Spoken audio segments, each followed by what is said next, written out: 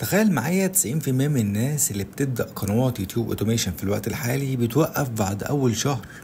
مش عشان اليوتيوب صعب ولا عشان المنافسة عالية، ولكن بسبب غلطة واحدة بيقع فيها ناس كتير جدا.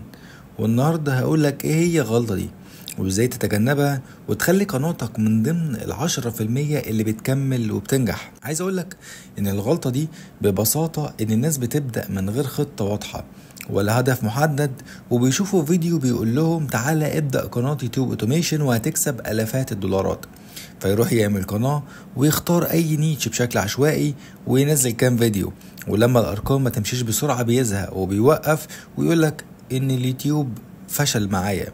انا عايز اقولك ان اليوتيوب مش مجرد ضربة حظ، ده مشروع حقيقي 100% محتاج رؤية. ومعظم القنوات اللي فشلت كانت ماشية بدون استراتيجية، شغالة وخلاص، وده السبب الحقيقي اللي بيخليهم يوقفوا قبل ما يشوفوا حتى أول نتيجة. وعشان تكون من 10% اللي بينجحوا لازم تعمل 3 خطوات مهمة وبسيطة جدا. الخطوة الأولى، لازم تحدد هدفك بدقة كبيرة. هل هدفك انك تبني براند ولا تعمل دخل سلبي ولا توسع بيزنس هو اوريدي موجود؟ الخطوة التانية انك تختار نيتش مش بس مربح، لأ، تختار نيتش تكون مستمتع بيه، تختار نيتش تكون فاهمه، تختار نيتش تكون حبه. مش مجرد اي نيتش اي حد بيشتغل عليه وبيجيب منه ارباح فانت تروح تشتغل عليه، لا، لازم تكون حابب اللي بتعمله. الخطوة الثالثة وهو انك تمشي بخطة محتوى ثابتة لمدة 60 يوم، على الاقل خالص 60 يوم، حتى لو الارقام مش كبيرة في البداية، ولكن اليوتيوب بيكافئ الالتزام مش الحماس اللحظي. يعني ايه؟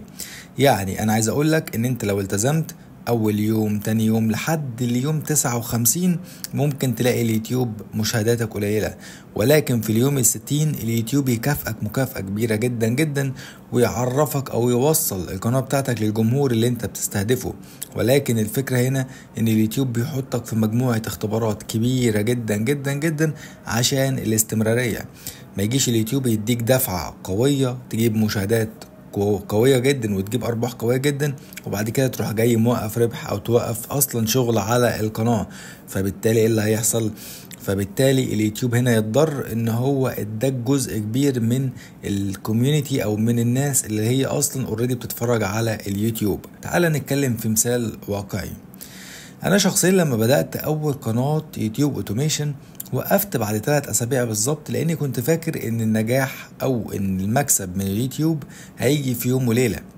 وطبعا لما رجعت تاني بعدها بسنين كتيرة بخطة واضحة ونيتش محدد، القناة اللي هوريها لكم دي يعني تقريبا في حوالي شهرين، اخر شهرين من يوم بنتكلم من يوم اغسطس لحد الوقت الحالي، طبعا برغم ان كان في حوالي 23 يوم اجازة فيهم اخدتهم راحة يعني، حققت لي اول $1000 ربح بكل سهولة. طبعا القنوات اللي قدامك دي هي قنوات لسه بادئها جديد، القنوات اللي قدامك دي هي قنوات جديدة بس مش قنوات بادئة بقالها سنين، لا، انا بوريك ان قنوات بدأتها من شهرين وجايبالي ارباح محترمة جدا، بتتكلم اقل شيء $1000، والقناة اللي قدامك دي بتتكلم على $1600. السر هنا مش بس في الارقام، السر في الاستمرارية، زائد انك تحط لنفسك نظام. النظام اللي انت بتحطه لازم تلتزم بيه مهما كانت النتائج، مهما كانت الاحصائيات. فلو انت ناوي تبدأ قناة يوتيوب اوتوميشن ركز على انك ما تقعش في الغلطة دي، وابدأ بخطة، افهم جمهورك واشتغل كأنها بيزنس حقيقي. وطبعا ولو محتاج مساعدة تبني خطتك خطوة بخطوة تقدر تحجز معايا استشارة شخصية مدتها 90 دقيقة. طبعا الاستشارة مش مجانية، الاستشارة مدفوعة، وده طبعا الاشخاص اللي يقدروا عليها فقط. طبعا بساعدك فيها تحدد النيتش اللي تقدر تشتغل عليه وتحقق منه نتائج، وكمان تظبط الاعدادات الخاصة بيك وتبني خطة الربح بتاعتك. طبعا تقدر تتواصل معايا عن طريق الانستجرام وكمان على التليجرام، وما تنساش تشترك في القناة وتفعل زر الجرس. تعال بقى اوريك كمان النيتش اللي هنتكلم عليه النهارده، وهو نيتش يعتبر جبار بمعنى الكلمة، ارباحه خيالية، الRPM بتاعه مرتفع، مدة الفيديوهات بتاعته او عدد الفيديوهات بتاعته اللي انت ممكن تعملها لا نهائية بسبب كم الهايب اللي موجود على النيتش اللي هنتكلم عليه دلوقتي. فيلا بقى ندخل على طول في النيتش بتاع النهارده. دلوقتي النيتش اللي قدامك ده اعتقد بنسبة 90% ان عدد قليل جدا منكم اللي شافه. النيتشه ده هو بيتكلم على القضايا اللي عامله ضجه اللي موجوده في امريكا، وبيتكلم على المحاكمات بتاعتهم وهم عملوا ايه بالظبط وايه قضيتهم والمشاكل دي كلها. طبعا دي قواضي موجوده في امريكا. يعني ايه موجوده في امريكا؟ يعني انت 99% من المتفرجين او من المتابعين بتوعك هم اوريدي هيكونوا اصلا امريكان، فبالتالي الار بي ام بتتكلم على ارتفاعات كبيرة جدا، ممكن يوصل $8 او $8000 للمليون مشاهدة. يعني فيديو نزل من شهرين زي ده جايب 1,200,000، بتتكلم ان اقل شيء الفيديو ده جايب له $8000. هل الكلام ده من وحي وخيال المؤلف؟ اكيد لا، الكلام ده بناء على تجارب سابقة ليا والبعض من اصدقائي.